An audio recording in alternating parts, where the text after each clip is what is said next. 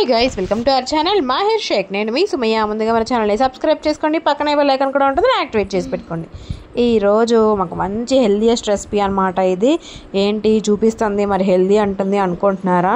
ఇవి దోశలు, నార్మల్ దోశలు లానే ఉన్నాయి కదా, కానీ ఇంకా హెల్దీ దోశలు అనమాట ఇవి. ఇప్పుడు మనం ఒక బౌల్లో 1 కప్పు వరకు ఓట్స్ అయితే వేసుకుంటున్నాను. మిల్క్ ఓట్స్ అనమాట ఇవి, ప్లెయిన్ ఓట్స్, రోల్డ్ ఓట్స్ కూడా అనుకోవచ్చు. ఇప్పుడు ఇందులో 1.5 కప్పు వరకు ఏ కప్తో అయితే తీసుకున్నాము ఓట్స్, అదే కప్పుతో 1.5 కప్పు వరకు వాటర్ని కూడా యాడ్ చేసుకొని ఒక 10 నిమిషాలు పక్కన పెట్టేసుకోవాలి. ఇలా పక్కన పెట్టుకున్న తర్వాత కొంచెం సేపటికి బాగా నానిపోతాయి, నీళ్ళు మొత్తం ఇంకిపోతాయి అన్నమాట, కొంచెమే ఉంటాయి నీళ్ళు.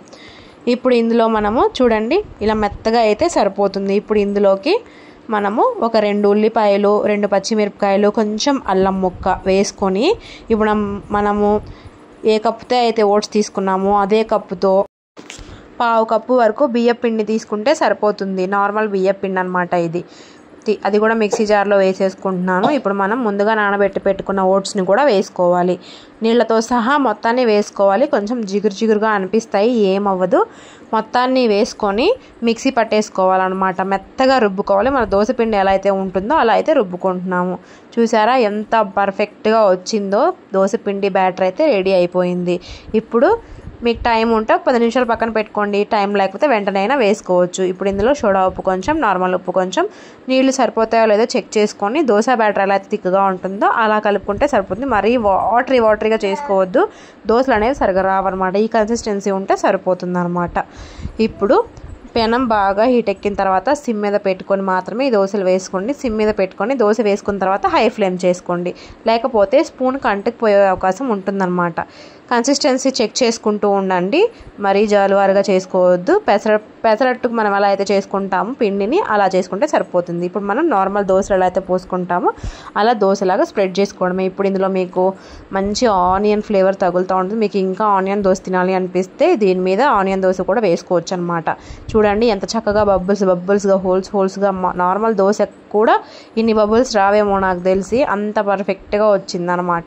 ఇందులోకి మంచిగా కొబ్బరి చట్నీ కానీ ఏదైనా రోటి పచ్చడి కానీ నంచుకుంటే చాలా బాగుంటుంది అసలు.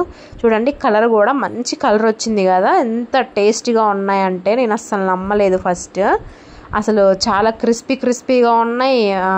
మీకు మెత్తగా కావాలంటే ఇంకొంచెం మందంగా వేసుకుంటే ఇంకా మెత్తగా సాఫ్ట్గా ఉన్నాయన్నమాట.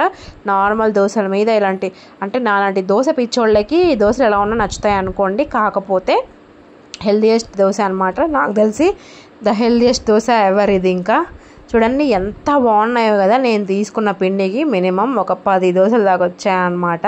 ఆల్రెడీ మా వాళ్ళు కుమ్మేస్తున్నారు పక్కన, ఇంకా నేను ఒక్కదాన్ని లేట్.